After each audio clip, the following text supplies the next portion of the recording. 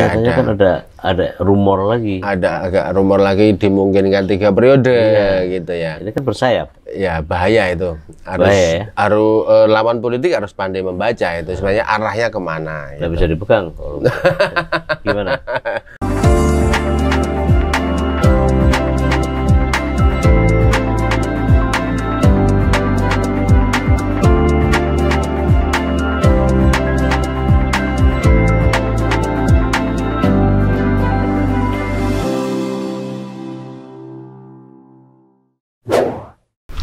Assalamualaikum warahmatullahi wabarakatuh. Jumpa lagi dengan saya Nur Hidayat Sardini dalam Gazebo NHS. Kali ini saya kedatangan tamu istimewa. Jauh sebenarnya orang ini dari Kepulauan Riau. Saya akan sapa Mas Is Widodo. Gitu ya namanya benar ya? Siap, Is Widodo, Bang. Dulu di Kepulauan Riau yang saya tahu. Kenapa kok bisa kedampar ke Semarang ini? Gimana ceritanya dong? Ya Bang, NHS terima kasih. Saya di Kota Batam dulu sebenarnya sebelum masuk ke Tribun Batam. Saya di offset printing, desain grafis. Kemudian Tribun Batam itu buka 2004, saya masuk 2005. Gambar-gambar grafis. Grafis itu contohnya misalnya ada kronologi. Kronologi apapun itu kami gambar. Oh, kayak flyer itu ya? Iya, kayak flyer. Ya, kemudian tampil di halaman koran, biasa di halaman depan. Baik. Prinsip itu adalah untuk easy reading, memberikan kemudahan kepada pembaca untuk memahami isi berita. Jadi diberikan gambar yang enak, yang mudah dipahami gitu. Kemudian tahun 2010 saya ditugaskan di Jakarta. Pembukaan Tribun News bulan Maret, ini sudah bulan Maret, nanti tanggal 23 Maret itu ulang tahun tribunnews.com 2010. Kemudian di sana setahun, di Jakarta setahun, kemudian balik lagi tugas ke Kota Batam, kemudian ditugaskan di Tanjung Pinang, di ibu kota Kepulauan Riau. Bung NHS mungkin tahu kalau dari Kota Batam ke Tanjung Pinang itu nyebrang naik ferry. Paham. Jadi pegawai-pegawai orang provinsi itu naik ferry semua. Speedboat dari Kota Batam di Bunggur atau di apa itu nanti sampai di Tanjung Pinang. Kebetulan saya akrab daerah itu. Tanjung Pinang. Ya, sebelum pembukaan Bandara Raja Ali Haji. Semua kan dari Batam. Iya, betul. Saya dapat jodoh juga di situ. Paham sekali. Dapat di mana Kijang ya? Iya, di Kijang, di Bintan Timur ya. Oh, Bintan Timur ya. Itu jarak sekitar ya 35 kilo lah dari Tanjung Pinang ya. 60-an. Oh, 60-an. Apal saya. Tapi sekarang Tanjung Pinang kotanya sudah melebar ke timur itu sampai Batu 11, 12 itu. Ke atas ya. Naik juga sudah maju. Lumayan. Kemudian di situ saya 2 tahun. Habis 2 tahun ditarik ke Kota Semarang, pembukaan Tribun Jateng 2000. Itu pertama berarti? 2013, saya masuk 2014. Karena rencananya mau ke Tribun Bali, tapi saya pengen di Jawa Tengah saja. Tapi aslinya mana? Saya asli itu Bang, di Boyolali. Oh, Boyolali. Saya lahir di Boyolali, kemudian kuliah di Jogja, habis kuliah. Jadi waktu tahun 98, waktu Mei itu ya, lengser Presiden Soeharto, nah, saya baru saja lulus itu. Jadi masih hangat-hangatnya. Bukan mahasiswa lagi waktu itu. Sepanjang 2017. 2017. Iya. Di Batam. Di Batam 2001 sampai 2013. Lama Bang. Kalau Bang NHS tahu, Batam itu awal-awalnya dulu di Tanjung Uma itu ya. Iya, saya tahu. Itu masih penyeberangan naik pakai sampan, dayung, sama pompong itu ya. Sekarang sudah menjadi hotel yang memang kayak bangunan kapal. Tahun 2005 saya senat. Iya. Senat mahasiswa. Oh iya. Ada studi banding ke Barelang. Oh, Barelang. Bintan. Bintan. Dan ini Pulau Bulan. Oh, Pulau Bulan tahu. Itu kan punyanya Salim Group kan. Ya, ada peternakan babi yang gede. Buaya. Buaya, ya. Saudara-saudara kita ya. Iya, punya apa namanya PT Indotirta Swakalam. Betul. Oh, ketua pernah ke sana, Bang? Pernah ke sana. 2005. Oh, 2005. Belum 95. 95 50 ya. tahun Indonesia Merdeka. Barelang itu belum. Tapi jembatannya sudah jadi, belum? Belum. Oh, belum. Ada satu ruas. Itu kan masih ada pengungsi Vietnam. Ya, Pulau Tapi Galang. tersisa, Pulau Galang. Pulau Galang. Tapi sekarang beberapa waktu yang lampau sebelum Covid, saya kesana sudah Maju, terhubung. Maju. Dan memang pesat sekali ya. Pesat ya, perkembangannya luar biasa. Apa yang menarik ini, Bung Is? Kalau kondisi sekarang ini kan ada perang, ya kan? Bang NHS, saya di media itu ya sudah 16 tahun gitu ya. Tetapi memang saat ini sangat dinamis. Kalau dulu kita wawancara orang itu catat buku, pakai bloknot itu ya, wawancara. Habis itu ke kantor baru ngetik lagi gitu ya. Itu masih konvensional. Saya ngalami itu. Kemudian yang kedua tahapannya lagi mulai direkam. Orang ngobrol wawancara direkam pakai handphone atau pakai alat recorder itu. Nanti baru didengerin lagi, diketik. Sekarang sudah modern, Bang. Jadi orang wawancara itu langsung di video. Langsung di video, objeknya yang mana yang mau di video, tetapi suaranya suara Bang NHS misalnya. Backsoundnya suaranya narasumber, tetapi objeknya adalah objek gambar yang sedang kita gambar. Itu sudah modern, itu sudah milenial. Saya mengalami itu juga.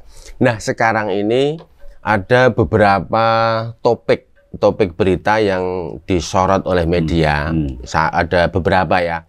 Kalau di internal sendiri, di dalam negeri misalnya kenaikan harga kedelai yang mahal, kemudian membuat pengusaha tahu tempe kelimpungan ya. Ini minyak goreng juga. Minyak goreng ini kan juga terpengaruh harga CPO yang naik, sehingga banyak yang kebutuhan ekspor. Kan kita produsen, kita terbesar sawit ya. Bahkan kita terbesar. Kenapa begitu ya? Kalau yang di Sumatera, di Kalimantan itu kan banyak investor Malaysia juga. Iya, memang penguasaan di mereka. Bung NHS tahu lagi, orang sering di sana kan. Kemudian topik yang lain juga tentang perang Rusia Ukraina. Kemudian juga rencana penundaan pemilu yang masih tarik-menarik. Itu yang hangat itu. Kemudian 2 minggu lalu tentang odol, over dimension overload.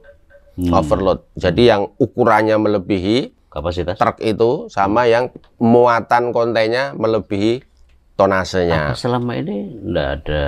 Jadi masalah, kan? sebenarnya itu sejak 2018 sudah mulai disosialisasikan bahwa sebenarnya maaf ini yang truk-truk gede ya, itu satu, rawan berpotensi merusak jalan raya.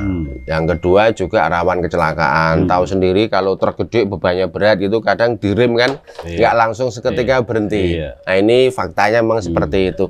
Nah, pemerintah pengen menertibkan itu. Jangan terlalu over dimensinya, jangan terlalu gede, jangan terlalu besar, tetapi juga muatannya jangan over. Misalnya tonasenya maksimal cuma 10 ton, tetapi memuat 20 ton. Tujuannya apa? Sekali angkut dapat banyak. Sekali angkut dapat banyak. Tetapi kalau ini didisiplinkan menjadi misalnya 10 ton, ya maksimal 10 ton. Ada efeknya juga, Bung. Efeknya yaitu harga-harga produk yang diangkut oleh ekspedisi ini naik. Karena harusnya bisa diangkut sekali menjadi 2 kali. 10 ton, 2 kali angkut toh kalau 20 ton. Nah, kalau dia bisa ngangkut 20 ton sekali angkut. Tapi akibatnya kan tekanan terhadap jalan. Nah, yang repotkan. Itu jalan tol juga. Kalau jalan tol biasa? semua Bung. Karena odol, over dimension and overload ini semua peraturannya semua itu. Nah, kalau yang saat ini sedang hangat ya masih perang Rusia ke Ukraina. Kalau mungkin media paham bener ya soal pemilu yang ditunda itu. Pemilu, penundaan pemilu. Kalau teman-teman media itu melihatnya ada masalah apa sih? Oh gitu. Ada beberapa hal ya. Kalau media ini tidak tendensi. Barangkali juga ada yang survei, kemudian ada juga yang LSM, parpol, ormas dan lain sebagainya, ada yang mendesak untuk penundaan pemilu dengan berbagai alasan. Salah satunya adalah situasi masih pandemi. Kemudian yang kedua juga kondisi masyarakat masih seperti ini. Itu alasan yang ingin menunda. Ada beberapa partai yang sudah mengemukakan secara belak-belakan seperti itu. Tetapi kalau media ya kita akses dua-duanya. Yang pro untuk ditunda juga kita kasih space, kasih wadah juga. Tetapi yang tidak setuju dengan penundaan ya kita kasih tempat juga untuk berargumen. Meskipun sebenarnya KPU sendiri yang kemarin sudah rapat itu sudah memutuskan tahapan-tahapannya. Tahapannya sudah ada 8 rencana PKPU gitu ya, sudah ada itu tahapan. Kemudian prepare-nya udah matang kalau. Prepare-nya sudah bagus, saya lihat sudah bagus. Sebenarnya alasan yang paling bisa diterima apa dong?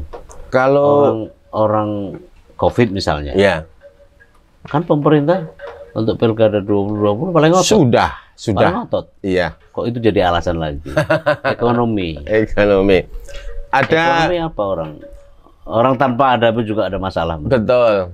Kalau menurut beberapa sumber ya, Bung NHS, penundaan ini salah satu alasannya karena COVID. Meskipun sebenarnya fakta tahun 2020 sudah pilkada. Itu juga sudah COVID. Yang paling ngotot pemerintah loh. Dan pengen banget diadakan sesuai agenda. Itu tahapannya. Kemudian yang saat ini ya bisa jadi ada tendensi politik. Kalau partai politik yang mengusulkan pasti ada tujuan politisnya. Apakah mungkin jagonya belum siap atau modalnya belum ada. Namanya pemilu kan pakai modal. Partai politik juga butuh dana besar. Nah, atau siapa tahu pemerintah sendiri juga sedang tidak siap dananya. Diperkirakan ada berapa ya, puluhan triliun lah untuk penyelenggaraan pemilu ini ya. 80 sekitar 80. Meskipun itu baru pengajuan, belum ketok palu ya. DPR belum menyetujui, ada permintaan atau requestnya, agendanya, rencana anggarannya sekitar 80 triliun. Itu bukan angka yang kecil, besar, sangat besar. Meskipun APBN kita sekitar 2.000 lebih ya, tetapi kan sudah banyak terpakai, masih refocusing untuk COVID, kemudian ini juga pinjaman sudah kemana-mana, pinjaman luar negeri sampai besar gitu ya. Itu Bang. Kalau kita satu persatu deh. Ya. COVID ya. Kalau COVID saya kira enggak bisa jadikan alasan ya. Terlalu sumir. Saya kira bukan alasan yang kuat, karena 2020 waktu kondisi masih berat-beratnya, pemerintah ngotot banget. Justru sudah terlaksana dengan baik, dan rakyat kepesertaannya juga tinggi, meskipun partisipasi tinggi banget, meskipun dalam kondisi pandemi. Nah sekarang sudah mulai melandai, angka-angka COVID di daerah sudah melandai. Nggak relevan. Nggak alasannya nggak berat. Soal kalau karena ketidaksiapan partai, apa maksudnya itu? Kalau menurut media, ini sekali lagi kalau media kan bisa bicara apa saja dengan narasumber yang mana saja, yang kapabel lah ya, yang kapabel itu saya kira partai punya duit, pasti punya uang, itu entah dari mana, mereka kan punya mesin partai ya, apakah setoran dari anggota dewan, kemudian berapa persen, ada kewajibannya, kan ada partai seperti itu, Bung. Tetapi bisa jadi ini sebuah permainan politik, bisa jadi memberikan jebakan. Misalnya pemilu betul-betul ditunda. Kalau ini betul-betul ditunda, otomatis kan harus merubah undang-undang. Sudah jelas dibunyi undang-undang jelas bahwa presiden, wakil presiden itu 1 periode dan bisa dipilih sekali lagi. Undang-undang dasar. undang-undang dasar, bukan peraturan biasa. Jadi kesiapan partai itu tadi? Kalau menurut saya sih lihat apanya yang tidak siap mereka itu?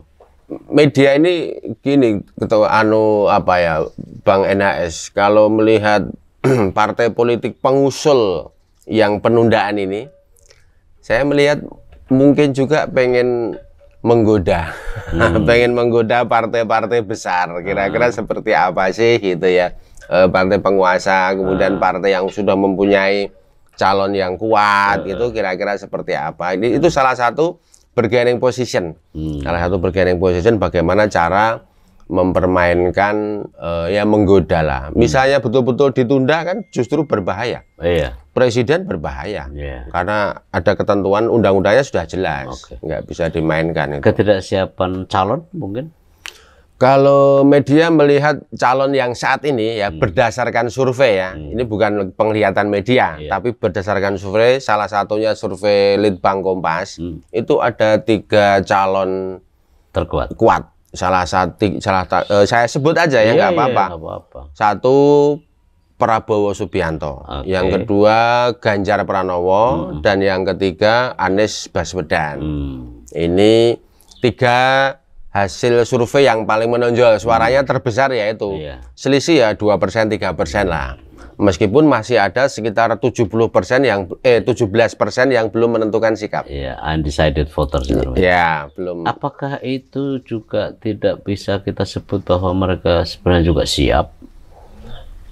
Kalau dari sisi calon ya siap, punya calon, bakal calon, namanya sudah ada. Tetapi kalau misalnya dari usul penunda pemilu kan tidak ada yang dari partainya 3 tokoh tadi, bukan partainya Anies Baswedan, bukan partainya Prabowo, bukan partainya Ganjar, pengusul penundaan pemilu. Bisa jadi partai-partai yang ingin pemilu ditunda ini pengen mematangkan bakal calonnya, pengen mematangkan persiapan modal pemilunya, atau pengen menggoda haluan dari partai-partai besar ini, begitu. Kalau media itu soalnya kan buruk banget itu kelakuannya kan, gitu. Karena yang dipertaruhkan kan penundaan. Ya. Penundaan itu suatu sudah ketentuan pasti mau sudah diputuskan 2024. Iya, karena pemilu itu kan sudah didesain oleh Undang-Undang Dasar. Betul. Berlangsung 5 tahun. Per 5 tahun. 5 tahun. Sementara jabatan presiden 5 tahun. 5 tahun. Dan bisa ditambah 1 kali periode lagi. Ini udah 2 periode. Sudah 2 periode. Tapi sebenarnya di balik itu apa sebenarnya yang misalnya ya? Partai PKB, lalu Partai PAN. Ya. Beberapa persen gitu ya pendukung kekuasaan. Itu kan menurut saya norak. Iya. Cara memaksakan alasan argumentasinya. Cara mengusulkannya itu argumentasinya tidak kuat. Tidak kuat. Salah satu yang paling mereka unggulkan argumentasinya adalah karena situasi masih pandemi. Tetapi kalau itu dikemukakan, fakta yang tahun 2020 sudah terlaksana dengan baik. Pandemi itu fakta udah patah itu. Iya, lewat lah. Udah lewat. Lalu karena ini dia apalagi merujuk pada survei Kompas ya, 76 mau berapa persen kepuasan kepada Jokowi saat ini. Kan masa itu jadi alasan. Lalu dengan alasan untuk itu, lalu kemudian diperpanjang. Setelah amandemen, opsi amandemen kayaknya agak susah. Lalu penundaan atau perpanjangan masa jabatan. Kalau menurut media ini, Bang, kalau hanya berdasarkan kepuasan, bagaimana nanti misalnya sesudah 3 periode masyarakat makin puas? Makin puas. Jadi 4 periode. Iya. Kalau makin puas lagi bisa kayak Orde Lama dong. Iya. Ini nanggung kan? 3 periode. 3 periode. Kenapa nggak seumur hidupnya sekalian? Kayak dulu ya. Kayak 2 kali kita punya presiden pertama. Iya, Presiden Soekarno sama Presiden Soeharto. Iya, Bung Karno dan Pak Harto. Iya. Dua presiden kita yang relatif gitu ya. Iya. Jadi seumur hidup gitu ya. Hampir. Apalagi, tapi ya itu alasan yang dibuat-buat. Nah, Satu lagi opsi, apakah karena memang pemerintah tidak punya uang? Tapi sebenarnya kalau menurut media gini Bang, ada sekian persen APBN ini adalah untuk pembangunan ibu kota baru di Kalimantan, di Penajam di Kalimantan itu ya. Kemudian padahal masyarakat sendiri juga menilai saat ini kan sedang pandemi, dananya APBN sedang terserap untuk kesehatan dan lain sebagainya. Mosok sih untuk pembangunan ibu kota sebegitunya gitu. Tetapi ada beberapa alasan juga. Ini kalau nggak dipaksakan untuk betul-betul dibangun, kapan lagi kita mau punya ibu kota baru? Kayak dulu rencana pembangunan jalan tol. Orang meragukan kita mana punya uang, tapi betul-betul sekarang terlaksana dan sudah terwujud. Nah, barangkali Presiden juga komitmen seperti itu. Kalau berhasil sebelum 2024 dibangun itu ibu kota atau sudah pindah, ini suatu prestasi yang luar biasa bagi pemerintah. Tapi siapa suruh memaksakan kehendak? Kecuali kan ada alasan berat. Itu IKN memang prioritas. Ya, iya kan? Ya. Tetapi ya itu tadi, menurut data intelijen, dugaan-dugaan media gitu ya, ada misi tersendiri gitu. Kenapa harus dibangun ibu kota di sana, kemudian harus terlaksana sebelum pemilu. Harus terlaksana sebelum pemilu. Artinya pengen membuktikan bahwa pemerintahan ini berhasil. Artinya kalau ini terbukti, terwujud, partai pengusungnya juga sukses. Dan itu merebut suara rakyat lagi, menjadi simpati yang luar biasa. Tuh lu tengok, sekarang berhasil membangun ibu kota, kemarin berhasil membangun jalan tol dan lain sebagainya, dan itu dirasakan oleh masyarakat. Nah, berbeda kalau ibu kota ini nanti masih ada yang suka sama yang nggak suka, itu biasalah ya, namanya program gitu. Tetapi bahwa suatu komitmen yang berani untuk memindahkan ibu kota ini suatu hal yang luar biasa. Tapi kan Presiden punya semuanya. Ya. Tapi hal yang lain yang tampaknya dikesampingkan adalah bahwa pembangunan kita itu kan tidak hanya fisik. Betul. Kalau dulu ada istilah pembangunan manusia Indonesia seutuhnya dan pembangunan manusia Indonesia seluruhnya. Seluruhnya, ya kan? Lahir, batin, dunia akhirat, jasmani, rohani, semua dibangun. Ya kan? Ya kan? Iya. Nah, ini menurut saya tidak pas. Apakah pemindahan ibu kota itu tidak penting? Tergantung kita melihat. Kalau bagi saya tidak penting, atau paling kurang tidak mendesak. Karena setelah ekonomi kita lebih baik, dan biarlah kita keluar dulu dari IKN ini kan, lalu barulah kita cawe-cawe ke sana. Gitu ya. Benahi dulu yang paling mungkin gitu, supaya ini keluar dulu dari COVID ini misalnya, pemilu tetap digelar, lalu kemudian barulah mikir yang lain. Tetapi itu pun harus dibicarakan seluas mungkin kan.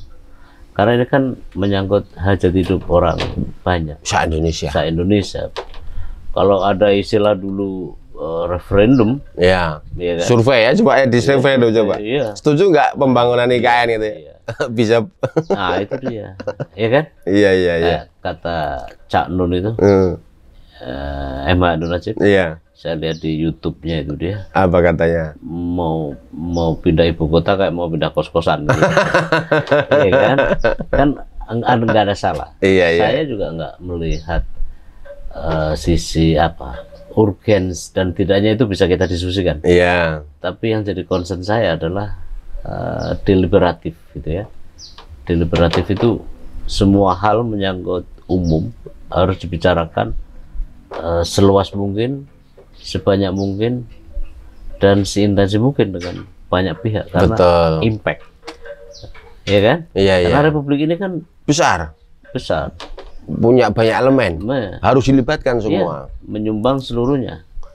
Meskipun sudah diputuskan oleh wakil rakyat, ya itu sudah ketok palu. Lain soal ya. Karena itu kan ada ada analog apa? Ada contoh lain juga. Ada contoh lain juga. KPK, masalah Omnibus Law kan, kesannya ya. Iya, iya, iya. Dan kan memang udah diputus oleh MK. Sudah. Ada problem apa ya? Formil hukum yang dinilai oleh MK kan. Iya. Artinya sebenarnya bermasalah. Iya, iya, iya. Cacat hukum. Istilahnya apa itu ya? Ada hal yang terlewatkan. Nah itu dia.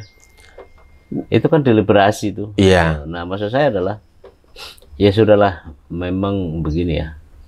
Kita ini terlalu banyak orang. Terlalu banyak orang pintar atau banyak orang? Tapi kan harus sabar. Iya. Pemimpin itu harus sabar betul. Harus sabar. Karena, ngomong iya, semuanya. Apapun misalnya ya, kita yakin dengan apa yang kita yakini tentang satu program. Iya. Kalau rakyat belum mau, nggak apa-apa juga. Betul. Ditinggalkan saja. Iya. Sambil kemudian pemimpin itu mengedukasi lah. Gitu ya. Edukasi, advokasi, Iya. sosialisasi bertahap. Kita prioritaskan mana yang menjadi kewajiban paling dekat. Kewajiban paling dekat kan pemilu misalnya. Udah pemilu aja gitu ya. Tapi memang itu satu-satunya masalah bagi pemerintah. Soalnya kan aku dengar juga Bank Dunia atau IMF ya. IMF. Iya, kenapa dia? Utang kita sudah banyak, Bang. Jadi utang kita sudah terlalu banyak. Kemudian kalau dibanding dengan rasio pendapatan bruto atau DBD-nya, kemudian dan lain sebagainya itu, meskipun kalau Indonesia itu termasuk besar ya, masih di bawah 30% dari bruto, tetapi bahwa saat ini sedang pandemi, bila dibandingkan dengan persentase utang tadi menjadi besar. Sebelum pandemi sekitar 34%, 33%, tetapi begitu pandemi, pendapatan per kapita masyarakat turun, kemudian ekspor impor juga menurun, kapasitas perdagangan turun dan lain sebagainya. Bila dibandingkan dengan gedenya utang tadi, persennya sudah beda lagi. Gimana? Nah, itu yang agak dikhawatirkan oleh Bank Dunia, IMF ini. Indonesia ini sebenarnya mampu nggak sih, sanggup saya ngangsur misalnya seperti itu, bayar utang gitu kayak kita orang di desa-desa gitu ya. Tetapi sebenarnya bahwa cadangan devisa kita masih ya lumayan lah, masih aman, bisa, ya? masih aman. Tapi kenapa kok mereka memperingatkan Indonesia? Nah itu maksudnya barangkali jangan nambah-nambah utang dulu deh, itu dicak sih.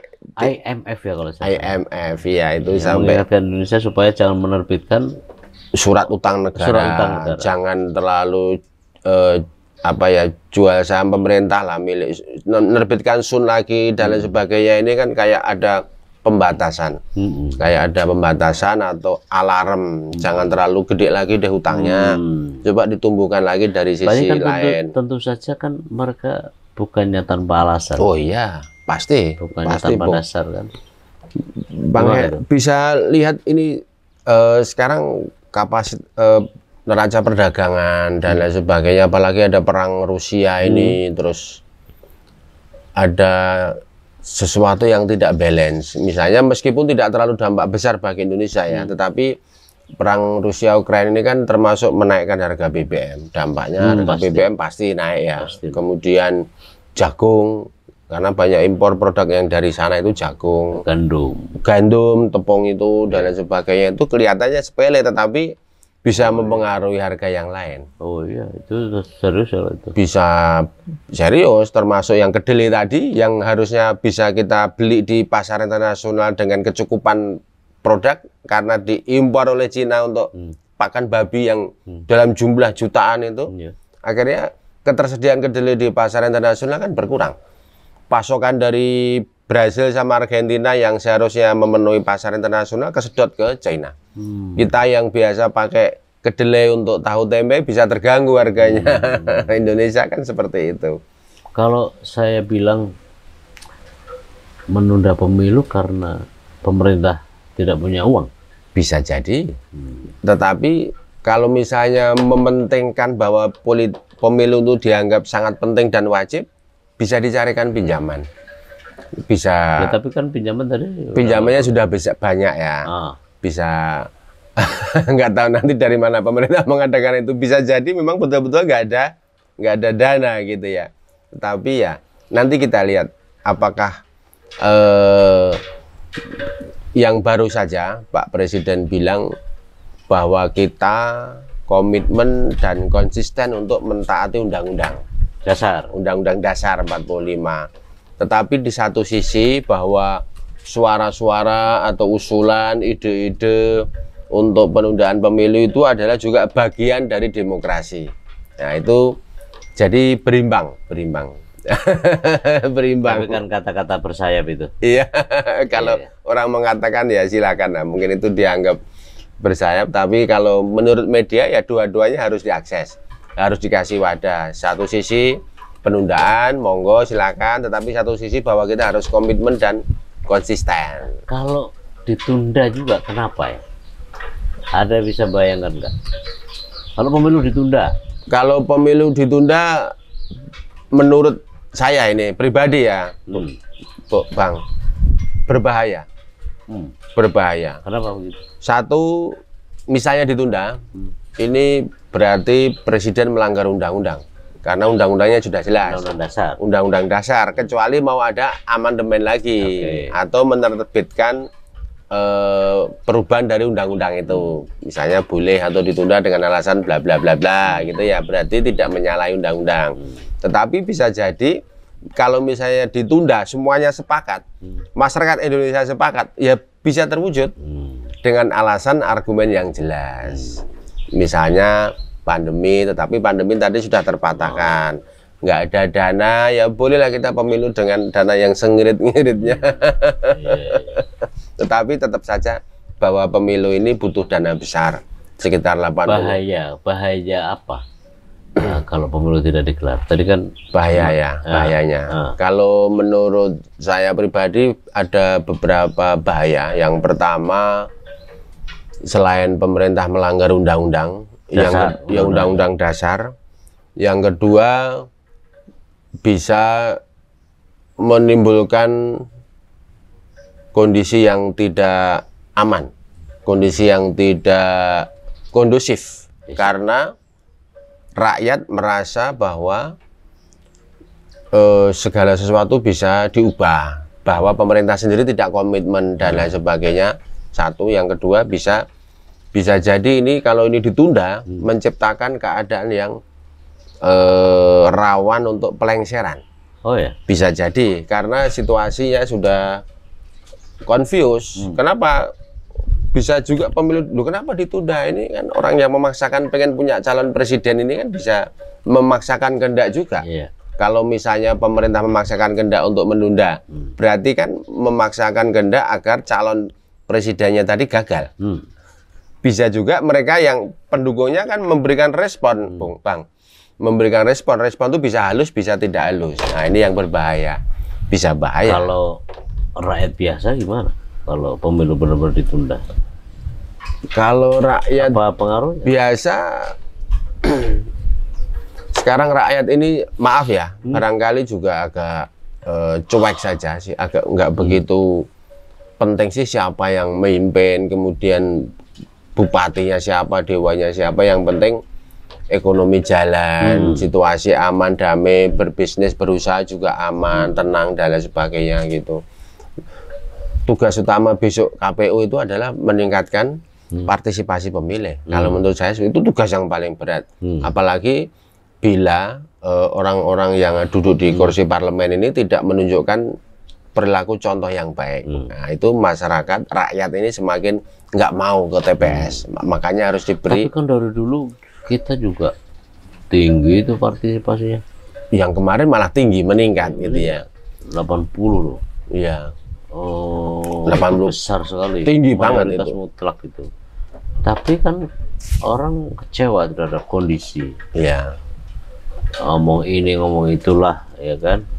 Tapi nyatanya juga mereka milih itu. Apa sebenarnya ini? Ini ya kadang-kadang apakah milih karena setia kepada partainya atau juga karena cinta kepada calon yang mau dipilih.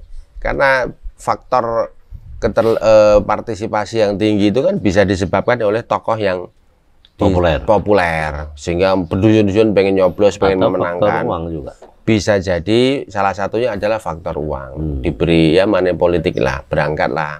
Itu. Jadi kan sebenarnya tidak ada masalah lagi. Tidak ada masalah. Iya kan? Jadi menurut saya pribadi sih nggak ada alasan untuk menunda pemilu. Lah, iya. Iya kan? Dari dana, dari sistem, dari pandemi dan undang-undang sudah waktunya. Iya, udah berarti sudah memang juga harus dilaksanakan sesuai undang-undang saja. Undang-undang dasar saja nggak usah diubah-ubah. Kerjaan siapa itu kalau begitu tuh? Gimana menurut ente? Kalau menurut saya sih ya itu ada permainan, itu menggoda, namanya menggoda, kayak cek gelombang itu Bang NHS. Coba kita usulkan seperti nanti partai penguasa bagaimana? Testing the water namanya. Seperti itulah kira-kira itu. Meskipun asal iseng ya. Iya, coba dulu deh nanti kira-kira jawabannya seperti apa. Katanya kemarin konsisten untuk tidak melanggar undang-undang dasar. Coba kita lihat gitu. Nyatanya bisa juga, jadi seperti itu. Nyatanya juga udah dua bulan 3 bulan yang lalu dibilang nggak ada mau nyalon lagi kan. Nyatanya kan ada rumor lagi. Ada agak rumor lagi dimungkinkan 3 periode gitu ya. Ini kan bersayap. Ya bahaya itu. Harus lawan politik harus pandai membaca itu. Sebenarnya arahnya kemana. Nggak bisa dipegang. Gimana? Kalau media melihat di satu sisi itu ya bagus, menghargai demokrasi, tapi di sisi lain sebenarnya rakyat, masyarakat grassroots itu tidak mempermasalahkan sih, nggak mempermasalahkan pemilu ditunda atau tidak ditunda, itu nggak begitu penting sebenarnya, nggak begitu penting.